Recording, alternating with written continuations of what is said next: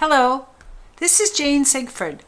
This podcast, Views and Voice Above the Noise, is hosted by MASA, Minnesota Association of School Administrators. Today the podcast is entitled, Changing the Conversation, Redesigning Schools Through Deeper Learning. I hesitate using the term redesign because that term and the terms reform and transformation have all been used rather loosely. To quote Shakespeare, they have been full of sound and fury and signifying nothing. But deeper learning is different in that it refocuses us on what we know works, good pedagogy. It also is not a thing to be done or accomplished. It is a process. It supports the reason that people want to be teachers, to facilitate learning and to create educated, lifelong learners of our students. I have recently been reading and researching this topic and was very excited about it. I'm going to share some things about deeper learning in this podcast and then in deeper teaching and deeper leading in another podcast. We have become hyper-concerned about results on standardized tests and comparisons with other schools, districts, and states, which is part of the emphasis on accountability. We have conflated that word accountability with successful learning, but that is inaccurate. Memorizing factoids and regurgitating them in a multiple-choice answer is not an indicator of learning, of active engagement, of questioning, of extending one's learning into reality. It is a simplistic measure of rote learning at the lowest level of Bloom's taxonomy. Therefore, I believe we need to change the conversation so that the focus is on learning versus external accountability, learning versus competition and comparison among schools, districts, and states, mastery versus coverage, engagement versus boredom, individual needs of students and districts versus standardization across districts and states, because one size doesn't fit all. In fact, one size doesn't even fit most. Let's focus learning so that it leads to new ideas versus factoids and multiple choice answers. Let's create significant change versus tinkering. Let's have actively engaged learning leaders versus managerial or business-type leaders. We have mistakenly used external assessments as indicators of successful learning. In his book, Deep Learning, author Michael Fullan, and I'll describe him more completely later, says external assessments are ineffective to adequately assess learning and ineffective in promoting rich learning for all students. Fullan would say we are using the wrong drivers in that we use external test scores as a driver when in fact I feel they are more like hammers.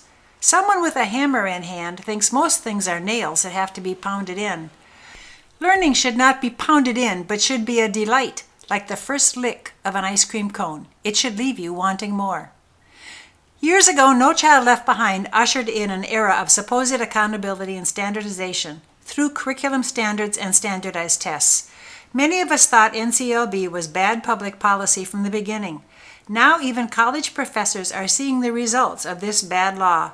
In fact, there was an article entitled, Law Professors See the Damage Done by No Child Left Behind, written by Michelle Goodwin, and one can find this article online. Current high school graduates were educated entirely under the mandates of NCLB. Ms. Goodwin says that they are seeing college students that are ill-prepared for critical thinking, rigorous reading, high-level writing, and working independently. Plus, students are conditioned to just want the answers, even to the point of demanding copies of the professor's notes.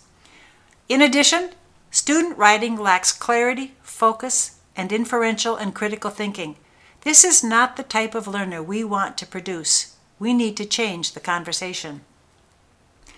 When we change the conversation, it needs to be on creating deeper learning, which requires deeper teaching for all of our students and by all of our teachers. Michael Fullan is one researcher who is working to create this change. He wrote a book entitled Deep Learning.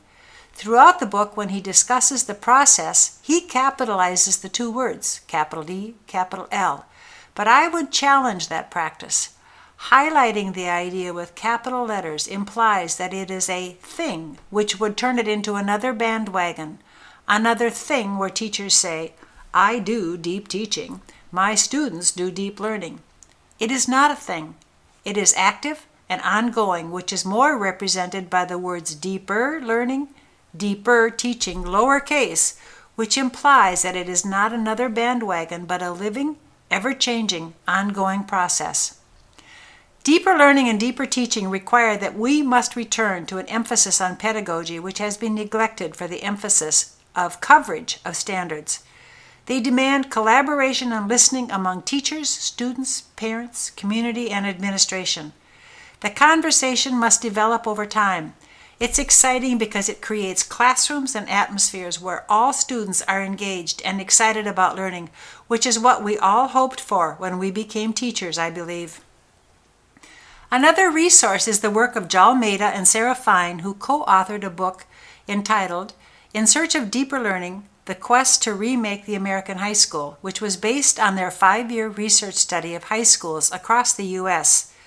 They visited all types of high schools, including private and charter schools, to try to find classrooms where students were deeply engaged in learning and, as a corollary, to then discern what type of teacher created that atmosphere.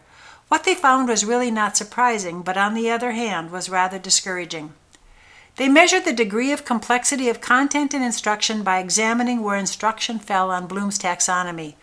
Sadly, they discovered that in 4 out of 5 classrooms, instruction occurred in the bottom half of Bloom's taxonomy, at the remembering and understanding levels, and occasionally at the applying level. Rarely was the learning at the analyzing, evaluating, creating levels. Those levels that are crucial to inference making, critical thinking, or extension of the learning into real-life application. The longer kids are in school, the less engaged and more bored they become. It is no surprise that a Gallup poll found that engagement in classes declined from 75% of 5th graders being engaged to only 32% of juniors. Sitting in a classroom that only requires rote thinking, finding the right answer, and regurgitation is contraindicated when one wants engagement, excitement, and extension of learning. To clarify, Maida and Fine used a definition from cognitive scientists in that deeper learning is where learners have schemas that help them see how discrete pieces of knowledge in a domain are connected. What is important is connections, seeing the big picture, and asking what-if questions. It's a concentration on frameworks, not factoids. Our media-savvy kids who have been raised with Google and Wikipedia and other media apps note if they want stuff and factoids, all they just have to do is Google a question. And why would we spend so much time concentrating on such stuff when, as Sugata Mitra, professor of educational technology at Newcastle University and winner of the 2013 TED Talks Prize, says that if all this stuff is on Google, why do we have to stuff it into their heads? Instead, we need to concentrate on extensions of knowledge and creating meaning. We need to change the conversation to have global learners and thinkers.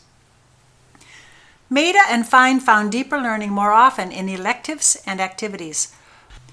Also, they sometimes found it in comprehensive high schools in high poverty areas where teachers recognized the need to meet learners where they are and to scaffold them to where they need to be. It was found in classrooms where teachers were willing to challenge the, quote, grammar of schooling, unquote, which is a term coined by Cuban and Tayak. Some of the reasons we do not see more deeper learning is that we are confined by our presumed paradigm of schools.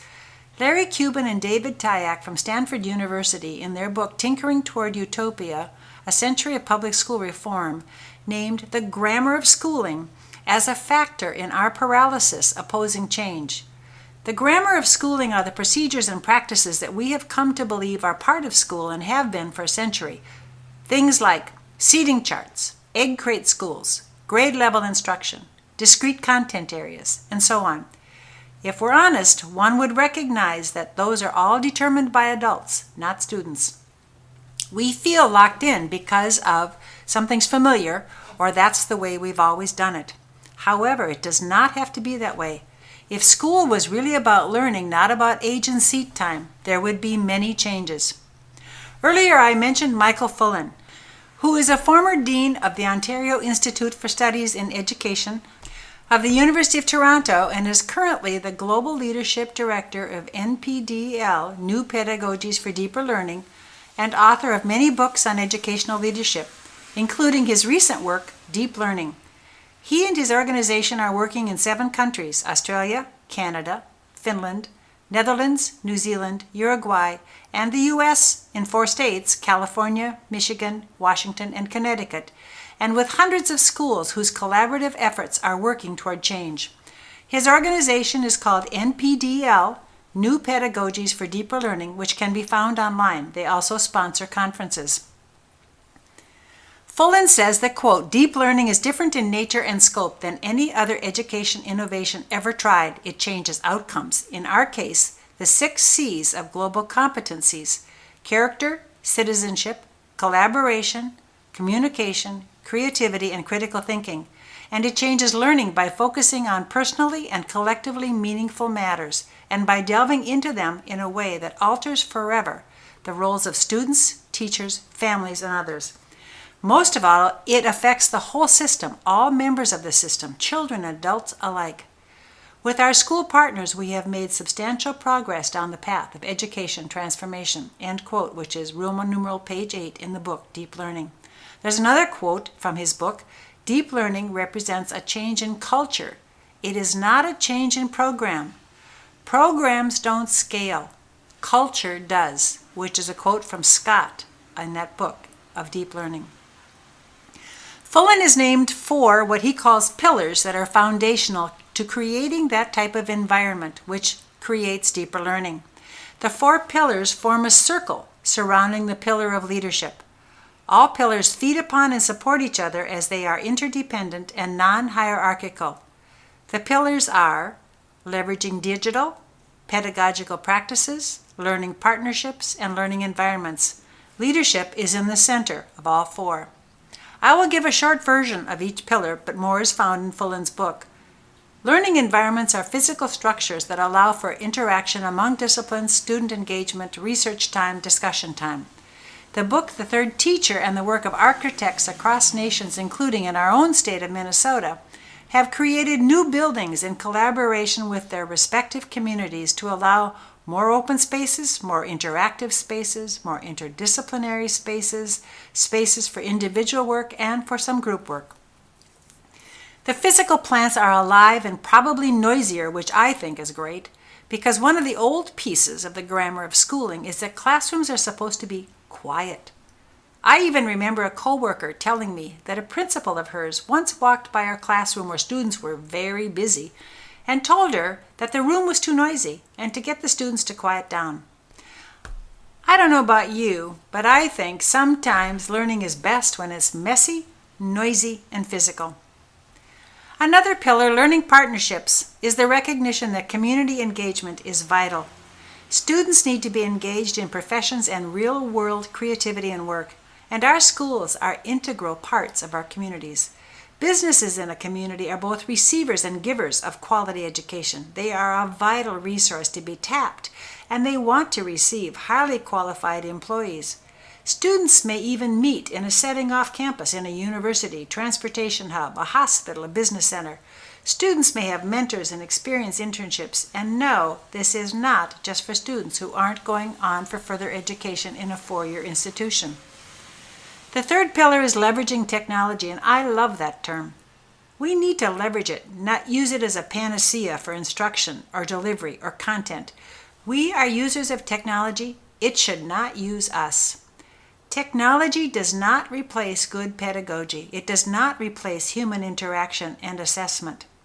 In his blog, Larry Cuban recently reflected on an article which was printed in the New York Times titled How to Build Artificial Intelligence We Can Trust, which was authored by Gary Marcus and Ernest Davis. Cuban's reaction to that article was, quote, "Artificial intelligence has a trust problem. We are relying on AI more and more, but it hasn't yet earned our confidence." I love that quote. Technology simply does not replace good pedagogy. It does not replace human interaction and assessment. I have saved my favorite for last, the fourth pillar, pedagogical practices, which Fullen says is the weakest of the 4. As a former executive director of curriculum and instruction, I agree it is the weakest. We've gone away from training in effective pedagogy and have often replaced that with implementation strategies for a new curriculum or for technical training in how to use a new software. Also, I was a former adjunct professor of educational psychology, and I believe that our pre-service programs at the university level have also been trapped by the accountability snare in that they worry about whether their graduates will pass the state licensure tests rather than worrying about providing a diverse experience and effective pedagogical practices. In Minnesota, the de-emphasis on pedagogy is witnessed by the decrease in networks for the curriculum and instruction leaders in our districts and across the state. There used to be several vibrant regional networks for curriculum leaders where they would share and create. There used to be a statewide annual conference for curriculum leaders across the state, hosted by Minnesota Association of School Administrators, MASA, where curriculum leaders would learn and share. That is not the case anymore, because in some cases these positions no longer exist or they have been morphed into something else. There used to be skilled content area practitioners available at the Minnesota Department of Education that could come and help districts. That has been gone for a long time, only to be replaced by our monitoring focus. There are even districts who have eliminated curriculum positions totally and replaced them, theoretically, with technology specialists. Someone who's skilled in technology use may not be skilled in effective pedagogical strategies or even in effective curriculum. Their training may not be in education at all, but in technological systems. Plus, technology specialists are not likely to be trained in how to deliver effective staff development. I'm sure we've all sat through training programs where an expert in a software product was conducting a training, but their professional development skills were not very effective. In the center of the 4 pillars is leadership, which will be the topic for the part 2 of this podcast. It is literally and figuratively central to creating this culture of deeper learning and teaching and is worthy of its own further discussion. We must change this conversation to become more global in our thinking, instructional practices, and content. Thomas Friedman, in his book, Thank You for Being Late, discussed the 3 accelerators of change currently operating in our society: globalization, climate change, and technology.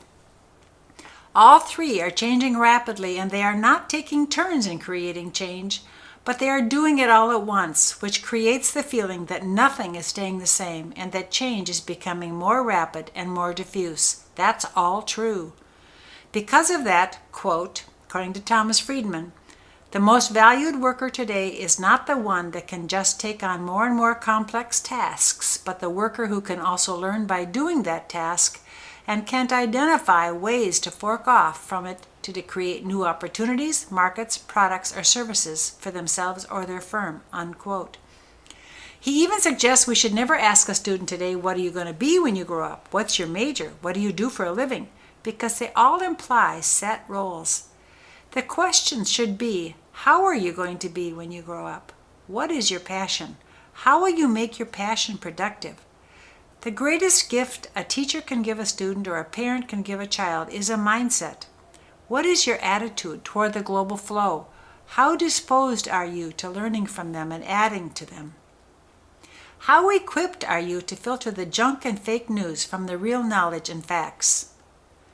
When held up to the test results of other countries around the world on such tests as the PISA, the U.S. is often criticized for not having higher test scores. Such comparisons are part of the old grammar of schooling that needs to change.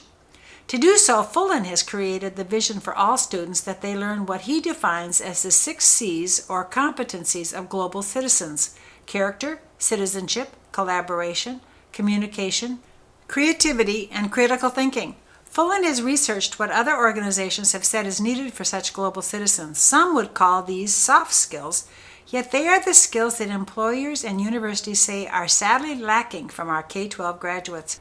Fullen suggests that they are the umbrella under which resides our content and instruction.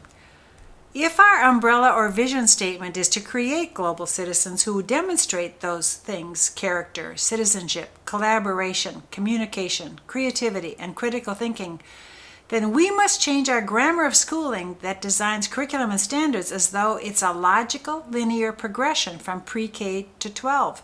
Learning is not linear. It is often chaotic and fractal in nature. What might be confusing about the global competencies to parents and community is that they might ask, what happened to the 3 R's? Where's history? When does my child learn how to write a good essay? Therefore, in collaboration with administration and teachers, we must establish simple, capitalized, educational goals by level: elementary, middle, and high. I use such clusters because learning is not necessarily determined by age. Sometimes there's more variation in reading skills within a class of third graders than there is between a supposed third and fourth grader. We need to develop clear 1 or 2 sentences about the non-negotiable academic goals by level which are taught within those competencies of global citizenship. I do not know anyone who does not want their student or child to demonstrate good character, to be able to collaborate, to communicate in a wide variety of ways, to be creative, or to think critically. We must work with teachers to create these simple statements. By doing so, we are modeling some of the global competencies ourselves and leaders as being the type of learning leader that is necessary. With our teachers, we must be specific in what skills are non-negotiable by age level. As an example, I believe that developmentally the role of elementary students and teachers is to acquire reading skills that are secure in knowing how to decode and understand the written word up to an artificially designated 5th grade level, recognizing that that in itself is an artificial benchmark. 5th grade reading level, for example, is one of the things that we have established as part of the grammar of schooling. It's a certain set of skills. It isn't necessarily ascribed or assigned to a certain grade level or age. Elementary students should be secure in the manipulation of math algorithms, including long division fractions. Some people would say that they only use calculators later, so why is that necessary? Because one must know how the algorithm operates in order to ask the calculator the correct question. Elementary students must be knowledgeable about effective and safe use of technology for research and clerical functions. To accomplish this, elementary school should be restructured so that students are taught at their instructional level, not age, much like what has been called continuous progress schools. Some students may be advanced in math but less skilled in reading. Notice, I did not assign a grade level to a certain skill because that in itself is artificial and the product of standards and textbooks. What is important is the skill and the knowledge itself, not what supposed artificial grade level has claimed that skill. What is important throughout this is recognizing that developmentally some tasks are inappropriate at certain ages. Abstract thinking, for example, is more appropriate at older ages, which is why the controversy reigns over the appropriate age for teaching algebra. Perhaps the discussion should be what is the appropriate age for students to learn algebra, when in fact readiness could vary by several years. Middle school is an age of self-discovery and experimentation. It's a wonderful blend of child and emergent teenager. It's a time for students to refine some writing and math skills, but to explore new opportunities in art, music, technology, industrial technology, so students can begin to discover their interests and abilities. High school needs to change the most. Recognizing developmental differences, I would cluster areas of interest so some introductory courses could be taken by any grade level, and more sophisticated courses in such things as music, art, literature could also be taken by students at their instructional level. Courses would be interdepartmental, much like the current CAPS, Center for Advanced Professional Studies, a program which is found in several high schools around Minnesota. Courses are team-taught across disciplines. Students have a mentor from someone in the business community. Students have access to college credit. The program is not just for students who do not plan on attending a 4-year institution. It's designed to integrate content areas and to establish learning partnerships like one of Fullen's 4 pillars. Topics in high school, particularly at the upper levels, need to be contemporary, using students to research and ask questions such things as, how did we get into a war in Afghanistan for 18 years? How can we solve traffic congestion? What's a feasible way to fund medical care? Such topics are demanding and integrate the skills we want for our students in math, reading, technology. Plus, they involve all of Fullen's 6 C's of global citizenship. These changes would incite deeper teaching and deeper learning, but can only happen with, to coin my own phrase, deeper leadership, more collaboration, more listening to teachers, more active participation and awareness with our communities. No surprise, it takes time, commitment, courage, and excitement. Does this mean that teachers have to learn all new skills? No. They currently utilize many effective practices: inquiry-based learning, personalized learning, Socratic questioning, mindfulness, and so on. Instead, it's a conscious decision-making process of utilizing strategies that bring all students to deeper learning. The new ideas would be to fuse some of these practices with some other new ones to foster the creation and application of new ideas and knowledge in real life, according to Fullen. Fullen, Maida, and Fine talk about how deeper learning is particularly helpful for those students who have been disengaged. In some high-poverty high schools, Maida and Fine found teachers who challenged the thinking of their students and yet scaffolded the skills necessary as they went. For example, if students researched a topic and gathered information but were unclear about how to organize it for a paper, that was a skill that could be taught in context. It's taking students where they are and giving them the skills to go further. As a personal note, I believe the teachers who practice effective pedagogy leading to deeper learning are often those who are excited about their content. They see meaning that extends from their classroom into the real world. And they believe that every child should love what is being taught. Effective pedagogy can turn the so-called dullest subject matter, quadratic equations come to mind, into something that makes one think about that and want to learn more about it. As a personal example, when I was a high school administrator, I never could understand why so many of our students wanted to be in AP government. To me, government was dry, boring, because that had been my experience in high school, college, and even in real life. I did an observation of our government teacher to see what on earth he was doing. Was he paying them? Giving them candy every day? Not giving homework, which I knew wasn't true because students scored high on the exams of the factoids necessary. No, he was so excited about what he was teaching that every day in that class he literally bounced around the room, engaging students in discussions, role plays, and questions that related current events to the topic at hand.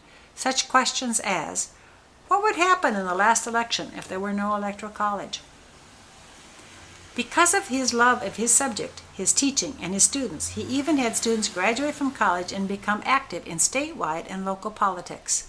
That is deep learning and deep teaching. The next podcast will talk about deeper teaching. What type of teacher is this type of teacher? How do they become such a teacher? How do we retrain our current teachers to think this way? How do we even hire new teachers with deeper learning and teaching in mind? Also, I'll talk about what type of leadership is needed as the center of these 4 pillars and where do we start. To close, deeper learning is that type of learning that calls for reflection and extension. It connects. It builds upon prior knowledge. It develops schemas. It may answer the questions how and why, but it also creates the question, what if?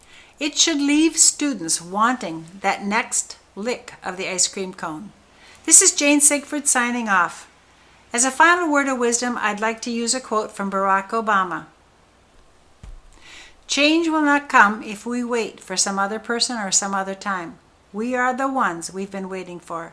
We are the change that we see. End quote. Thanks for listening.